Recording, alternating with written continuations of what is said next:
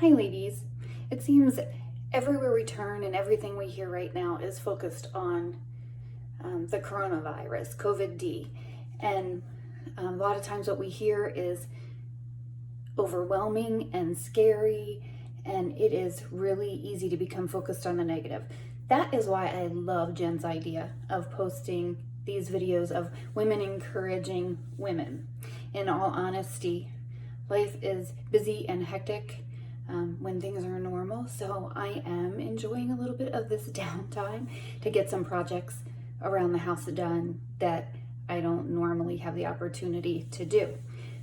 But at the same time, life looks really different right now, and that can be scary and overwhelming. A lot of things are out of our control, and that can leave us feeling helpless.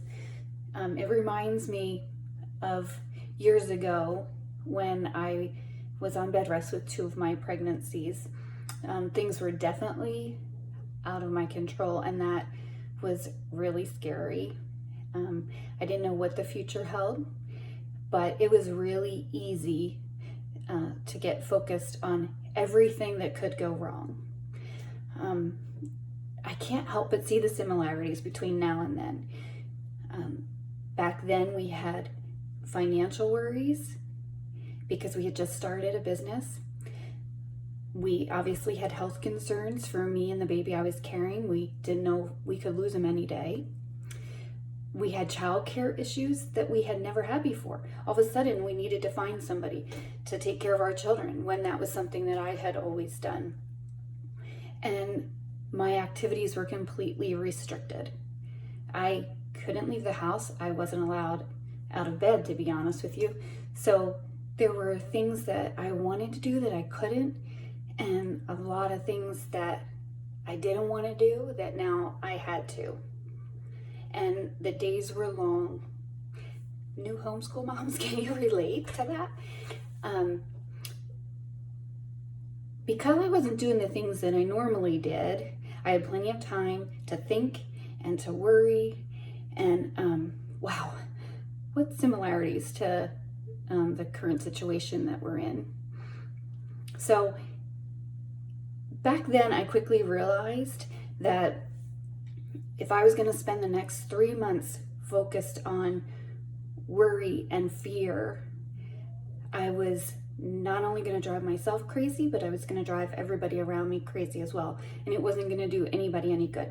So I decided to do 2 things. I began journaling, and I documented the day's events. I wrote down the good things and the bad things. And then I decided to start a new project, something I wouldn't have time to do otherwise if life was, quote, normal. So with my son, I learned how to crochet. And with my daughter, I dove into scrapbooking and spent hours scrapbooking. And that's something I wouldn't have normally had time to do. And I soon realized that those activities, the journaling, the new projects, they were keeping my mind off of worry and off of fear, and they were bringing me joy, and they were reducing stress, and it wasn't all bad. They gave me peace, and now when I look back on those journals, I see not only the difficult days, but I see the hidden blessings along the way and how God provided for us, and He took care of us every step of the way. And actually, one of those blessings was Jen coming into our life, because she filled the need for someone to take care of my boys when I wasn't able to do it. And that is a blessing I would have missed out on had we not gone through that really hard time. And I'm thankful for it. So right now, when the current situation can provoke those same feelings of helplessness and fear and overwhelm, I've decided to focus on the projects that I don't normally have time to do. I'm organizing my pantry, I'm cleaning my refrigerator, I'm cleaning my storage room. And in all honesty, again, I'm finding that these projects are bringing me peace and reducing stress, and they're taking my mind off of all of the negative. So I'm not seeing this right now as all bad. I am seeing that there are hidden blessings in it, and I want to use this time wisely and look for the good and be thankful.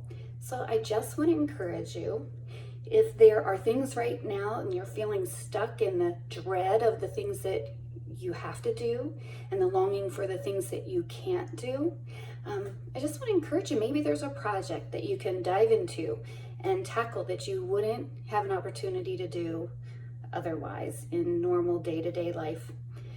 And maybe begin journaling, jot down your feelings, jot down your fears, and jot down the day's events so that when this is over and behind us, you can look back on those journals and you can see that God provided and He took care of you and that there were hidden blessings. This wasn't all bad. So, girls, we got this.